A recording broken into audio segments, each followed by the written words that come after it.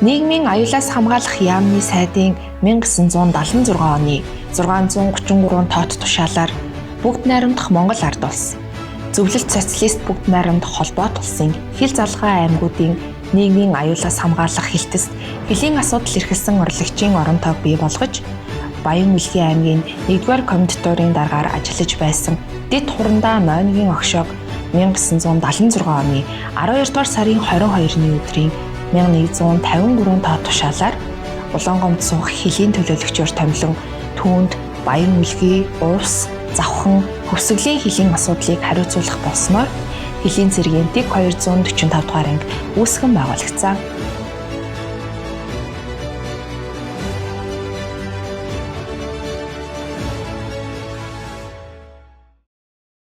За ингээд миний бие 2008-аас 2015 оноор ангийн зархичийн урлагч мэдээлэл соёл сурчлагын засгийн дарга хэвлэлийн төлөөлөгч гадна шалт нийт 5 жилээр ажилласан байгаа. Тухайн үед ангийн бүрэлдэхүүн маань Хиламал хэргийн газраас зохион байгуулдаг өдөр тэмцээний дагуу улсын хамгаалтанд үргэлжлэх үүргээ нэр төртэй биелүүлж байсан.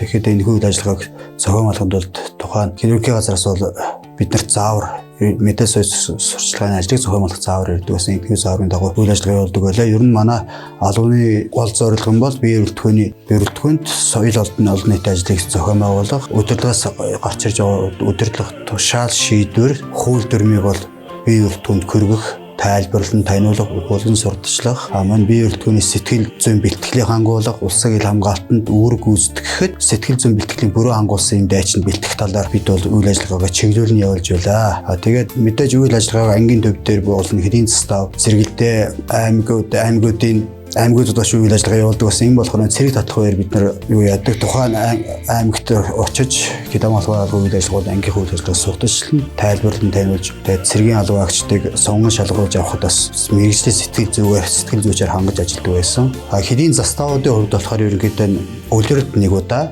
ухуулга сурчлагын бэлэг гэдэг бүлэг томилон ажиллуулж, хөлийн бүх застав харуулуудаар бол үүрэг гүйцэтгэж, бие бүрэлдэхүүнтэй уулзах, сэтгэл санааг нь судлах, улсын хамгаалалт тулгуурч болзошгүй бэрхшээл, тэгээд хангалттай үйлчлэгээний чиглэлээр судалгаа авч, удирдлага танилцуулж, тухайн өрн гарсан асуудлыг газар дээрэн шийдвэрлэх, үеийн удирдлагаар удаамжид дараа нь буцааж эргэж мэдэгдэх гэх чичээтэйгээр иймэрхүү үйл ажиллагаагаар явуулдаг байлаа. Тэгээд манай тасгийн хувьд болохоор ерөнхийдөө миний урлагчийн орчин ахлах тэсгч нарамтай сэтгэл зүйчээр ажилладаг байлаа. Социологи сэтгэл зүйн ажил ахлах тэсгч Үнэнбат гэдэг одоо энэ Оватын Илиотрын мэдээлэл суурьшлагын урлагчаар ажиллаж байгаа энэ залуу ажилладаг байсан. Тэгээд одоо энэ зэрэгэлд хажуу сууж байгаа манай хөгжмийн засгийн дарга луусан нэм. Тэгээд үеийн олон сайхан ахлагчаар офицеруудтай мөр зэрэгт сайн ажиллаж улсын ил хамгаалтын үйл ажиллагааг жигд явуулахад бол мэдээлэл соёл сурчлагынхаа чиглэлээр үйл ажиллагааг хамтран зохицуулан явуулдаг байсан. Бид бол улиралд жилд 2 удаа цэрэг татлахаар явдаг байсан. Тэгэхдээ үйл ажиллагаагаа хөвсгөл, арангаа, завхан гэсэн хэдийн аймагуудад очиж цэргийн албан агчдыг татаж, тэгээд албанд авчирт авдагжуулж энэндээ улсын хамгаалтанд үүрэг гүйцэтгэхэд бүтэлийн бэлтгэлийг хангахад тусалцаа үзүүлж ингэж ажилладаг байсан. За миний хувьд би 2090 онд Овдын үеж зэрэгт яваад тэнд албан ажгаа тэнд хөгжмийн даргаар үлрээд 1994 онд 45 дугаар отрядад ирсэн. Ирээд соёл хүмүүжлийн албан гэж байгаагүй. Улс төрийн урлагчаар Дамжинсрын дэвтрэнд байсан. Тэгээд Давстын заставд 1 жил болоод дахиад нөгөө цэрэг 2095 онд цэрэгтэй болоод тэгээд ерөнхийдөө соёл хүмүүжлийн албан гэж шинээр байгуулагдаад тэгээд Дамжинсрын дэвтрэнд кино махалагчаар сангаах орж ирээд тэгээд бид гурав байсан. Тэгээд бид гурав байжгаад 1998 онд хөгжмийн салаа гэж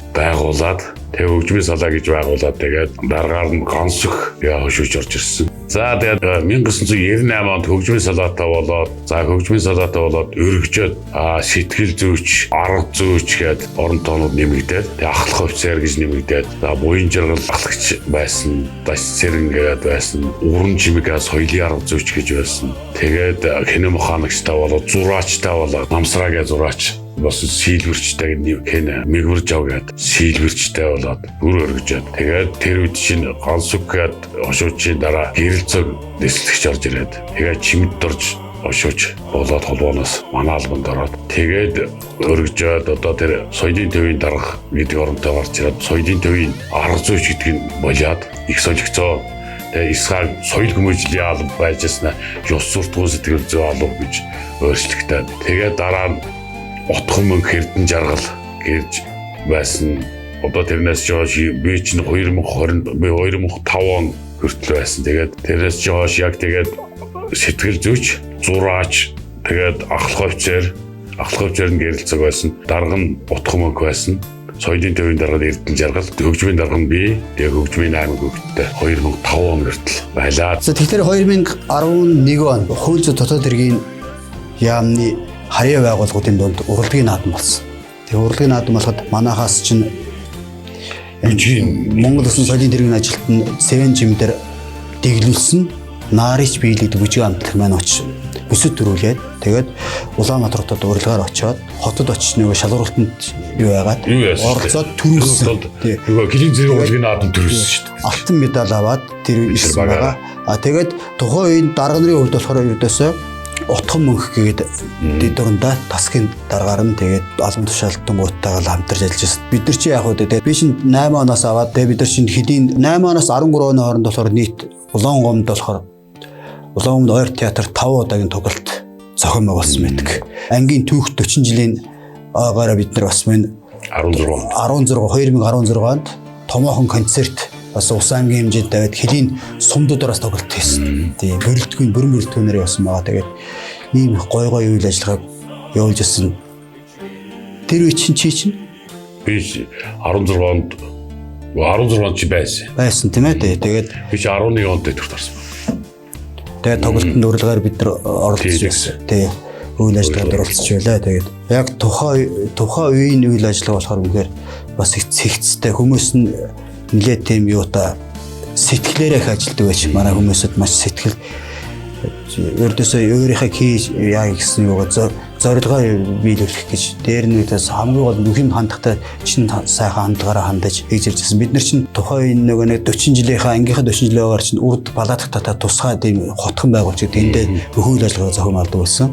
98 оны 9 сард хөгжлийн хичээлд орсны дараа бүх сургуулиудаар зар тавиад за ийм хөгжмийн салаад хөгт авна гэж зар тавиад тэнд чинь энэ шалгуун дээр чи зөндөө хөгтөрсөн 50-60 хөгтөөс 8хан хөгт шалгуур болж байгаа. Яг тэгэхээр нөгөө юу яасан байхгүй юу? Хичээлээс гарах шаардлагатай байна. Тийм. Тэгэхээр чи ихцэх хүчин нэг бол онд сурсан хөгтийг авч болохгүй. Тэгж онд сурдаг чинь хичээлээс гаргаж болох гэдэг чинь.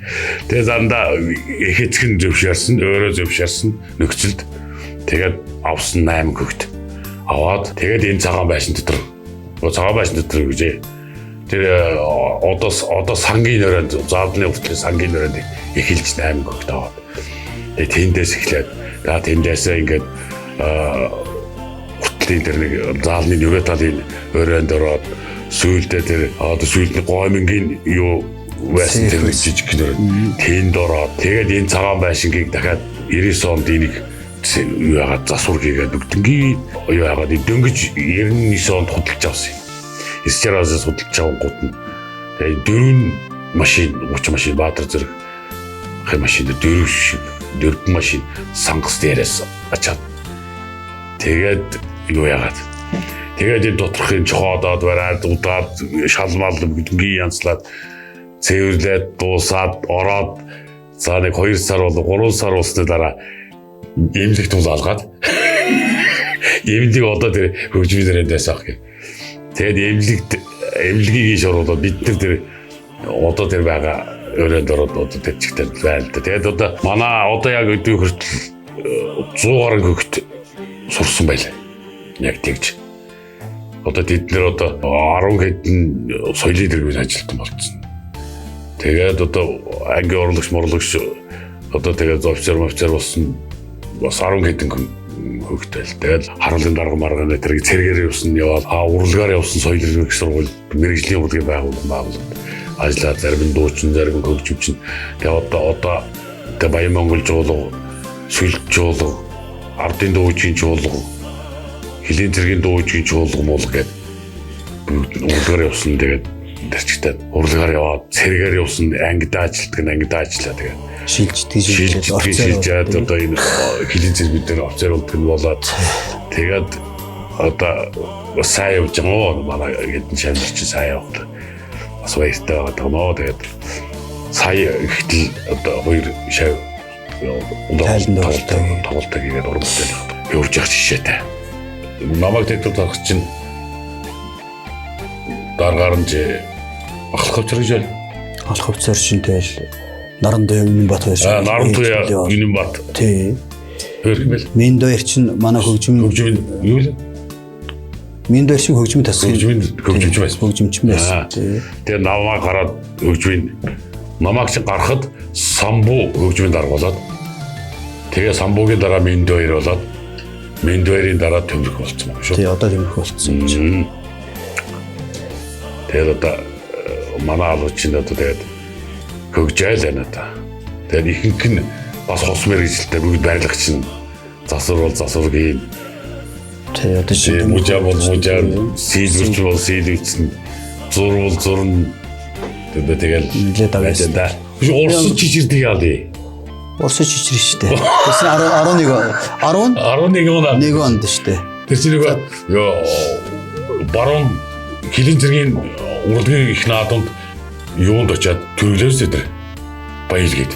Тэгээ тэр тоглолтоор тэнд очиад бүжиг төрүүлээд тэгээ намар нь 100 жилийн хуульчин 100 жилээр тэнд очиж төрүүлээд дахиад төрүүлээд. Тэгэнгүүт дараа жил нь ялтын баяраар хилийн бүрэн нэрхтээ төлөөлөгчийн бүрэн нэрхтийн уулзалт кизэл болсон зохион болгосон баг. Талуудын Урсын кизелийнх тэгээд манайх болохоор баялгиос аваад зохон хүртэл ялтын баяр хэсэг. Тэгээд агуу ялтын 66 жилийн ойн баяраар биднийг очиад кизелийн тэр юунд отрядын төв дээр нь очиад тоглолт хийгээд тэгээд тэр Тувагийн Эхо Тива гэдэг ариадуу телевизээр сурталчилгаа явуулаад тэгээд хилчдийн Монголын хилчдийн үйл ажиллагааг нэг усандаа зэрэг курс зэрэгтэй хамтарсан Оросын хилчдэд тайлбарлан тэгээд хамтарсан тоглолтыг зохион болсон байхгүй. Энэгээр манай хилчдийн нэр хүн нэлээд өссөн. Тэгээ маш их бид нар маш удаад дахиад ирээ гэдэг маш их болоодаг нь урилдахаар хөвчсэн. Тэгээд дараа сүйд бас сүйд бид надад гарсан дараад тойрогоор нэг явсан би дахиад. Бас яг тэргээр явсан. Тийм л ажлаа цогмоор. Тэгээд хөвсгөлийн бүр хэрэгт. Хөвсгөл завхан Цагаануур баруун дөрөв уусгээ 5 жилийн бүр нэгтэй бүгд нэг дор очсон. Тэгээ манай урал загчд. Тийм манай уралдынхан бүгдээрээ очиад бид нар тусгай зочдуудад хүлээж аваад ингээд одоо энэ жил чи манай түүхэн ангийн маань түүхэн отряд байгуулагдсны 50 жил болох болж байна. Тэгэхээр манай албанд ажиллаж байсан үеийн дарга нар ажилтангууд тэгээд манай албанд харьяалагдж үйл ажиллагаагаа явуулж байсан бүх хилчтэй мөн отрядынхаа манай ангид улсын ил хамгаалтанд хүчин зүтгэж байсан нийт ахмадуудаа одоо өргөсөж байгаа хүмүүстэй бүгд нь төрлөх отрядын маань үүсмэ болсоо түүх 50 жилийн байн баярын мэндчилгээг хүргээд эрүүлэнх энэ хөвгийн хамгийн гэгээлэг сайхан өгөхнийг өрөө гэр бүлд нь аз жаргал эрүүлэнхийг хүсье. За 50 жилийн тохиолдуулж манай албанд ажиллаж байсан манай хөгжмийнхаа одоо 100 гаруй шавнартаа болон манай бидний мөр зэрэгч хамтаа ажиллаж байсан албаа агчид та бүхэндээ удирдлагууд та бүхэндээ 50 жилийн ойн голтаа зөгтөө халуун мэндийг хөргөн мөрья.